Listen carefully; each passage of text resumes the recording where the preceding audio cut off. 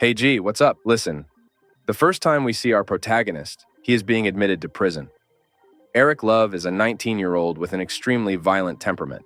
He was transferred from a juvenile correctional center to an adult prison due to his aggressive behavior. As he is taken to his cell, he uses a brush and a razor blade to make a weapon to defend himself. Then, to avoid being discovered, he hides the makeshift weapon in the lamp.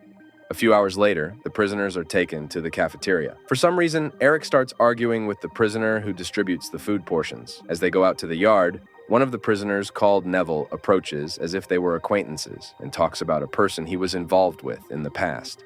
Neville says she was just an addict with no plans for the future. This woman had an incident where a man was attacking her, and he decided to defend her and ending up taking the man's life. He talks about the prison and tells Eric that he should behave normally, like an ordinary convict, without any spectacle. Later, Neville is in his cell with a child's drawing that makes us understand that Eric is his son. While our Eric is resting in his cell, his neighbor from across shows up to talk to him. Seeing Eric is asleep, McDonald tries to steal something from him, but Eric wakes up and starts beating him. Eric is about to step on an unconscious McDonald on the floor when he sees something in the guy's hand.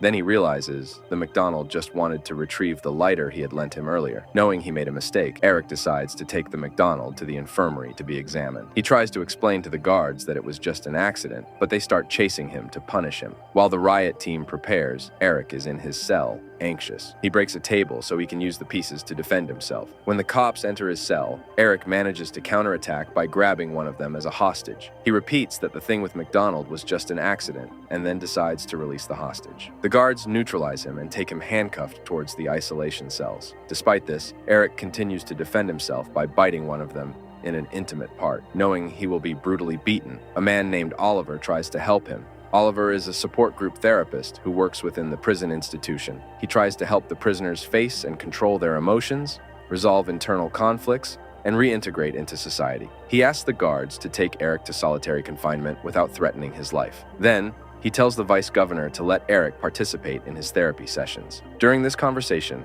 Eric still has his teeth locked on the guard's private parts. Oliver approaches the prisoner and asks him to release the guard because no one will hurt Eric.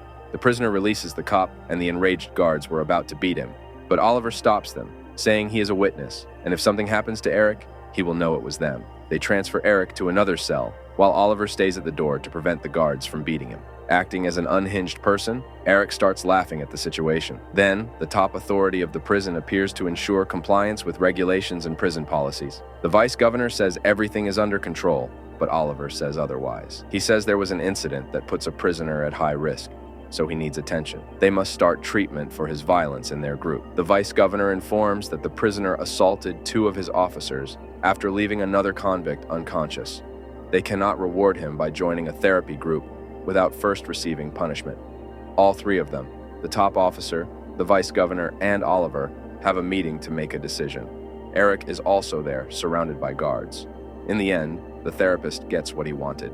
If he obeys the orders, Eric will have a cell in the pavilion and will have special therapy with Oliver, but if he breaks the rules, he will go back to solitary confinement. On the other hand, we see his father talking to some prisoners, whom he asks to make a call with someone from outside to pay off his debt. The other prisoner lies, saying he doesn't have a phone to make calls, so Neville slaps him in front of his peers. After being slapped, the guy asks his cellmate to hand him the phone. The cellmate uses the toilet to remove the device from inside his own body. Upon hearing that the outside people still don't have the necessary money, Nev takes the phone to end the call and leaves, saying he will give the guy another chance. If he fails, he won't forgive him again.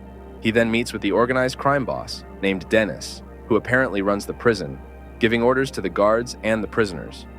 Dennis tells him that Eric is disturbing the order and discipline of the prison. Neville must guide his son to prevent him from becoming a problem. If Eric keeps causing problems, they will have to kill him as a last resort. Neville goes to see Eric in his cell and give him some food. He tells Eric some important things. The prison he is in is not a rehabilitation center. If he does not obey orders, they will take his life, making it seem like he did it on his own.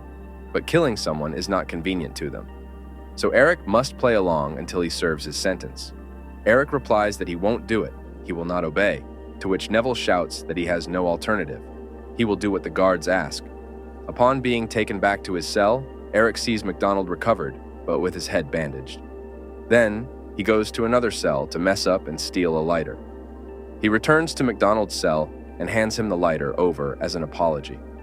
Minutes later, Jago, the prisoner he stole the lighter from, starts screaming, asking for the name of the guy who entered his cell. The next morning, we see Jago offering flour to one of the addicts in exchange for beating up Eric.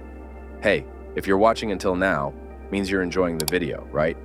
Then, hit the like button. And if you want more movies like this one, just comment part 2 down below. Let's continue G.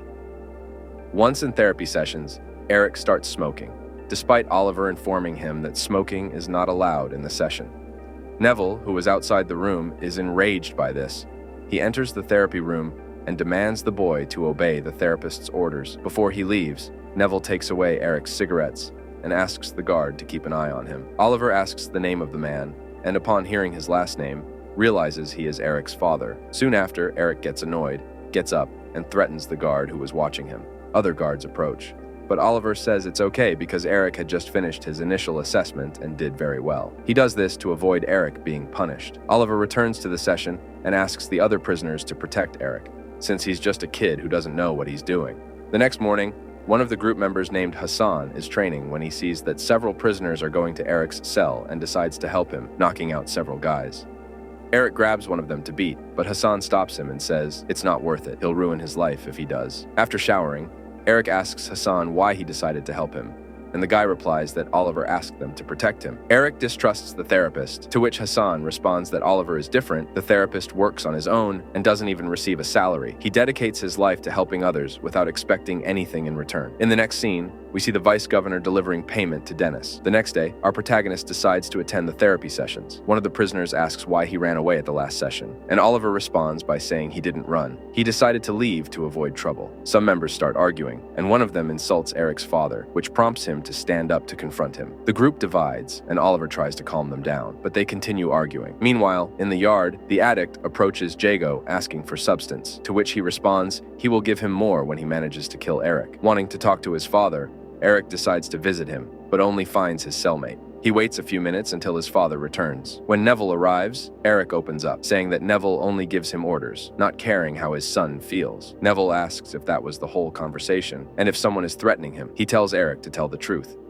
His cellmate touches his leg and says Eric is trying to tell him something important. Seeing this, Eric senses that his father has a more than friendly relationship with the man. His father says that's how prison works, and Eric leaves without saying more. After attending his first session in which everything goes well, Eric trains in the gym with some session members. Due to the heavy training, our protagonist ends up vomiting in the bathroom. While he was showering, the addict attacks him from behind and tries to strangle him with a shirt. Eric pretends to be dead, and when the man lets him go, Eric manages to reverse the position and interrogate the man, asking who sent him. Knowing that Jago wants to kill him, Eric grabs his makeshift weapon from the hiding spot and attacks. Jago is on a phone call with his mother when Eric appears and drags him to one of the closest cells. He asks who was giving the orders to kill him, and Jago responds that he only obeys orders from his boss, Dennis. With this information, our protagonist heads to Dennis's cell and tries to attack him by surprise. But Neville is there, playing chess with the guy, and neutralizes him. Eric says he just hurt Dennis's subordinate. Dennis decides to call Jago and exposes him for using Dennis' name to save himself. Dennis says that the guy Jago is bothering is Neville's son, and that Jago won't be there the next day, either because he was transferred or because he was killed.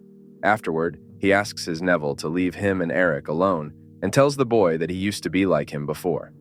He sees a lot of potential in Eric and respects his way of being, but he will need someone with influence to go far.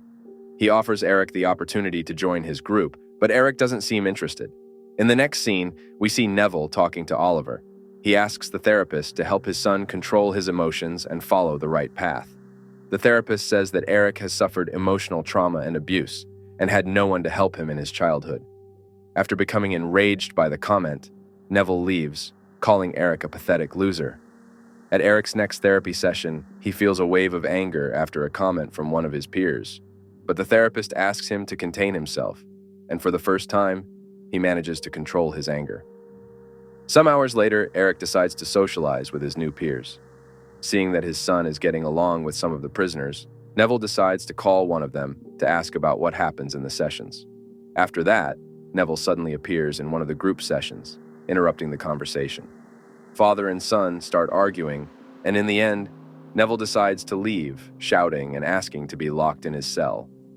One of the prisoners makes a joke that starts a new argument. Tyrone tries to calm them down, but ends up exploding, just like them, when insulted about his mother. The group divides again, until Eric apologizes for his outburst.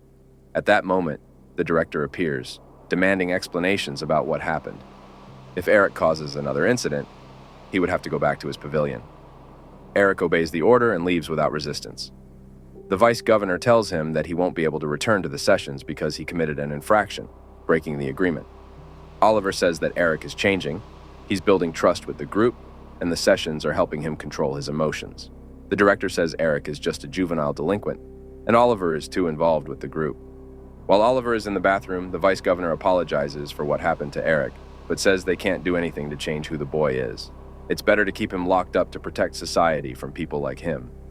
Furious at these comments, the therapist grabs him by the neck and then leaves without saying anything. On the side of the prison, Eric starts arguing with his father for interrupting the session. He hits him several times, and his Neville doesn't defend himself, letting Eric vent. Because of this, Eric thinks his father only sees him as a loser. When Neville leaves the cell, Eric follows him until Dennis intervenes, seeing a bright future for Eric as a leader. He asks Eric to remember their recent conversation, saying he used to be just like Eric. Eric punches him and throws him to the ground.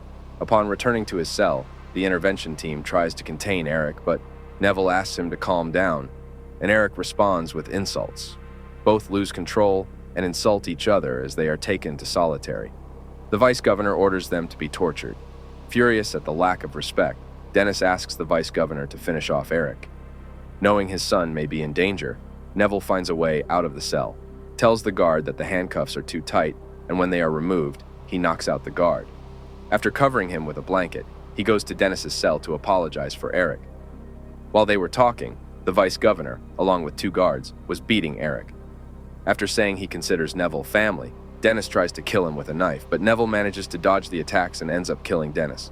Meanwhile, Eric was about to be hanged when suddenly his father appears and tries to save him. With no other option, the vice governor cuts the rope holding the prisoner as he leaves the cells. After, he reports the incident, mentioning that there was an attempted suicide. Knowing his father was trying to save him, Eric bursts into tears. He thought his father didn't want him, but in reality, everything he did was to take care of his safety and well-being. The next morning, Eric wakes up to the screams of his groupmates asking if he's okay. Shortly after, a high-ranking officer approaches his cell to ask him to accompany him. It turns out Neville is about to be transferred to another prison as a consequence of his actions. Before the transfer, the guards allow them to say goodbye for the last time.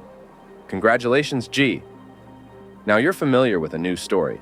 Subscribe for more, and if you'd like more movies like this one, just comment Part 2 below. See you in the next one. Click on this video, you'll probably enjoy it.